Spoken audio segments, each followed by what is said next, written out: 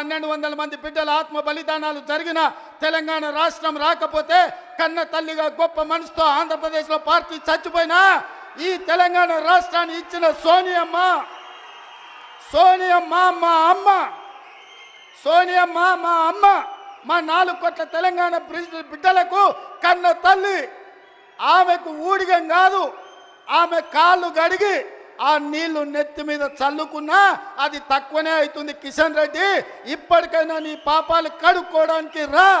సోనియమ్మ కాళ్ళు గడిగి మన ఇద్దరం నెత్తి మీద చల్లుకుంటే మోడీకి ఊడిగం చేసినందుకు కొంతైనా నీకు ప్రక్షాళన జరుగుద్ది అంటున్నా.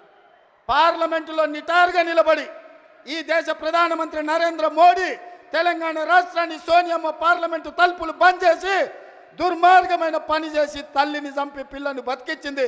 తెలంగాణ రాష్ట్ర ఏర్పాటునే అపహాస్యం చేసిన నరేంద్ర మోడీ తెలంగాణ